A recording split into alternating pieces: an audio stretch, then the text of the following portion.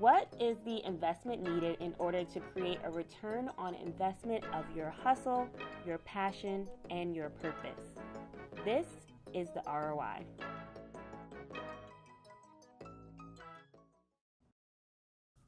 Welcome to the ROI, the show where I sit down with creators and innovators to get their insight on how to generate a return on your hustle, your passion, and your ambition in order to get to the top. I'm your host, Rhonesha Byng. On this episode, I am so excited to welcome celebrity stylist, designer, Raeana. Welcome to the show. I have to disclose that Raeana is actually my cousin. But that's not why she's on. It's not, because she doesn't deserve to be interviewed. She has quite the story, quite the journey, and I've been lucky enough to witness it from birth. You've known me since I was born. Yes. So I want you to tell the viewers, because they don't know you, this is your first time actually sitting down on camera to tell your story to the media. So we have an exclusive, guys. Talk about what led you to fashion. I really became interested in fashion by way of art. So I was obsessed with painting and color and texture. And as a kid, I actually thought that I would be like a visual artist. And I had dreams of having a gallery and, selling my paintings. And I think I got to a point probably when I had to make a decision. I think really it was school, when I started applying for high schools. And the high school fashion industries is where I really further developed my interest in fashion coupled with art. And then when I saw that I could sew and actually make these ideas come true, I was sold. I was like, okay, I want to make things. I want to create something that doesn't exist from an idea, put together all of my inspiration from like painting and sculpting, and that really is what fashion is. It's like a marriage of art and an inspiration. It's like a walking conversation piece. It's the art that we live in. So that's how I look at it. How did you get the capital to get yourself going, and what was that dynamic for you? Hi, Mom. Okay, so family, to be honest with you, like my mom's always been my number one investor, supporter, critic, financial advocate, and advisor. So I'll never forget, there was a competition. I don't know if I can say the name. I just knew that I was going to win this competition. I think there was a cash prize. There was tons of exposure, and it was on track for me to be, in the CFDA bubble. And that was what I wanted. So I'm like, I know I can win this. I just need a little bit of money to make the collection happen. And my mom's like, okay. And then, she made it happen. And I never really questioned. I think my mom just saw my passion from a really young age, and she knew how serious I was about it. And I think that was sort of a catalyst for me. I've also had sponsorships. While I was in Parsons, I won a competition with Saga Furs. And so they've been a huge sponsor for me. Also, one of my furriers here in New York has sponsored my collection as well, as far as the fur.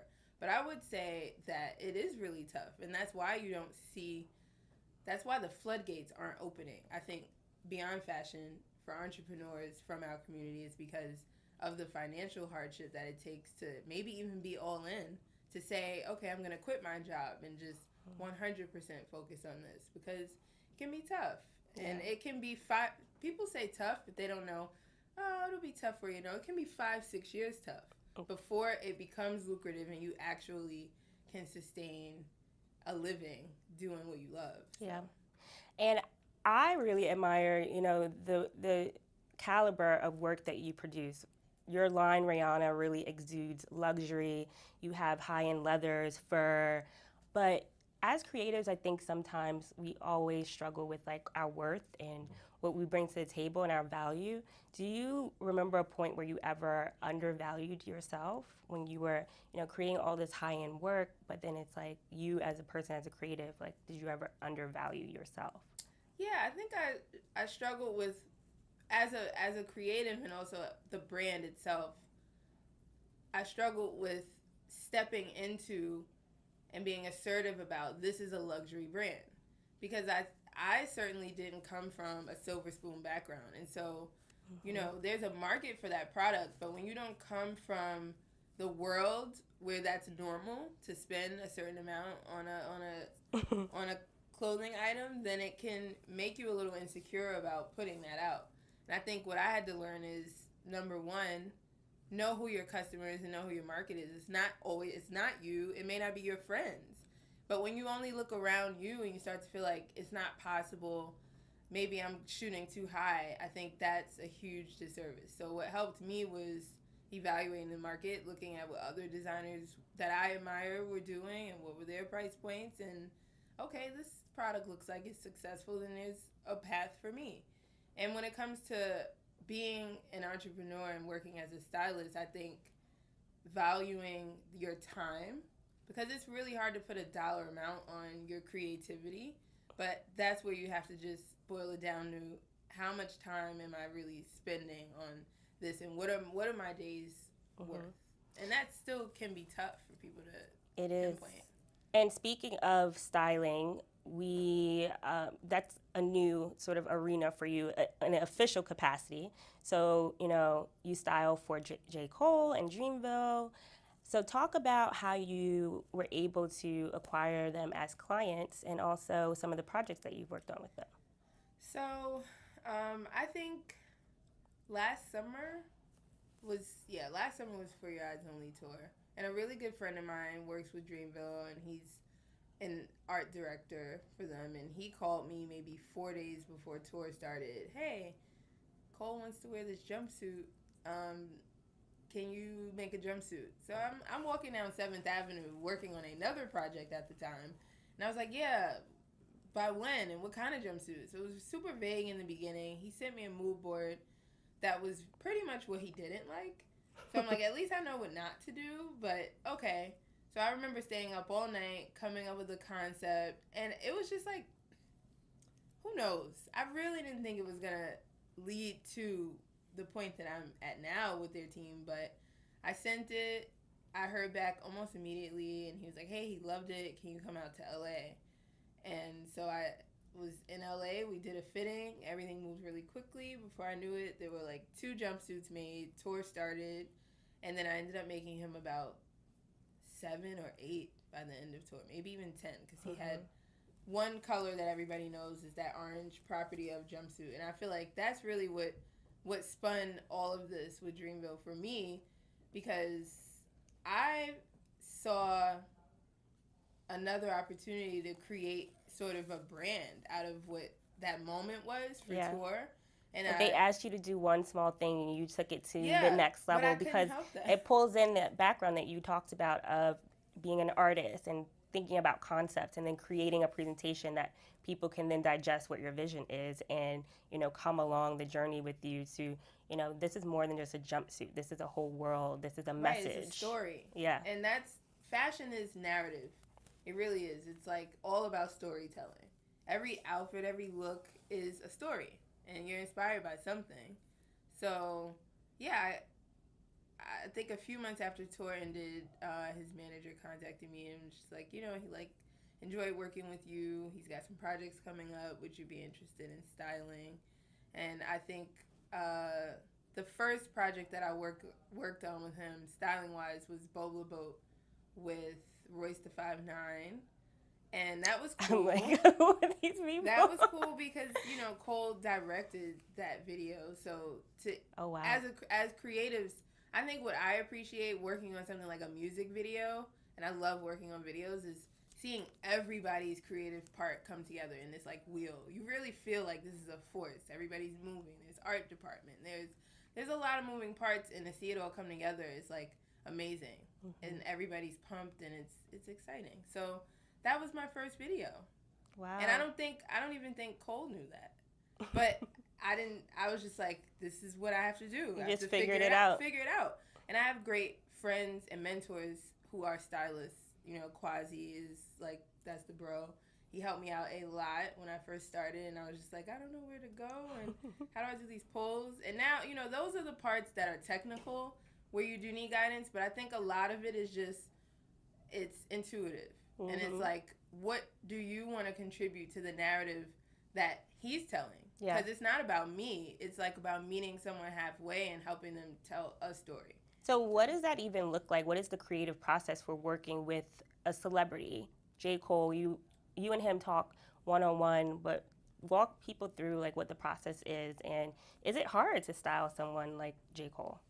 I think, again, because fashion is a narrative, where I always start is like, it's a visual narrative. So I love decks. Every day I make about 3 decks, or they're ongoing. Every time we speak, it's like, what are you doing? And she's always updating them. I'll send her something like, can you email this person? She's like, but I have to update my deck first. I call her the next day. Did you send the email? No, because I still have to update my deck. Because I'm like, oh, okay. To me, it's like, the deck is what's going on in here. So before we even have a conversation, I need you to see what's going on in here so that we can discuss that. Otherwise, it's like we don't have a starting point. For me, that's how I work. So usually, like, and he's the same way, creative, visual. He needs to see it. Yeah, I'll send him visual inspiration, and we'll go from there. I also work really closely with Scott Laser. He's the director at Dreamville, and we've worked on the Daniel Caesar video together, and that was the first non-Dreamville project that I worked on with him. But we built this synergy where it's like, they understand how I work. I send them visuals, and they send me back visuals, and it's like a great back and forth. I would say that it's not difficult. I never think about celebrity. That's the thing. Like, we're all artists, and he's an amazing and talented artist, and his platform is just vast.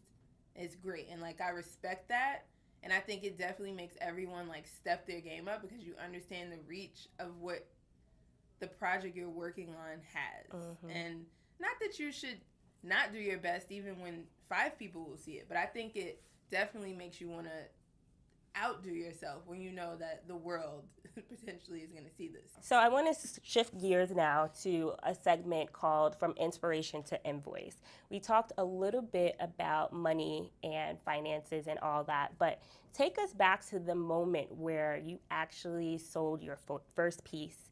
And what was that process like for you? What did you feel? What was the piece? I think that I felt like, are you sure?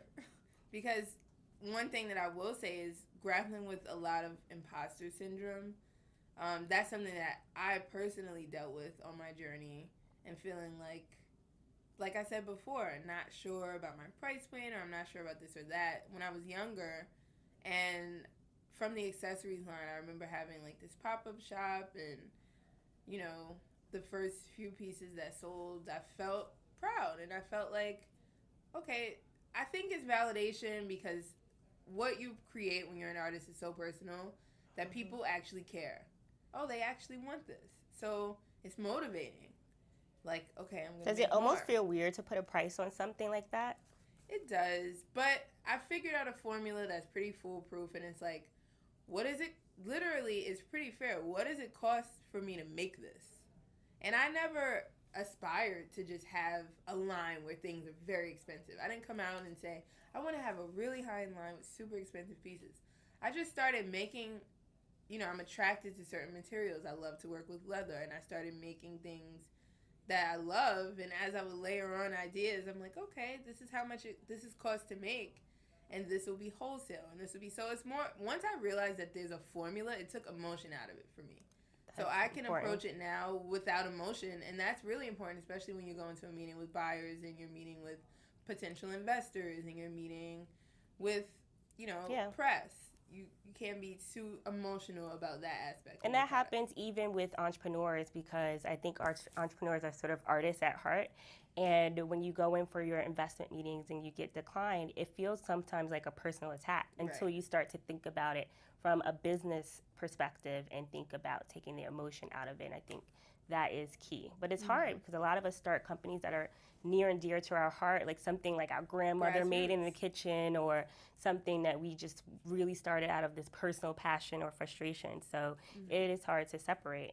But definitely can be hard. But I think that's the best thing you can do to preserve your sanity. Because otherwise you'll burn out after every meeting. Yeah. And I used to be like that. I remember my first meeting with a buyer, and I was devastated, because I was like, she wasn't excited.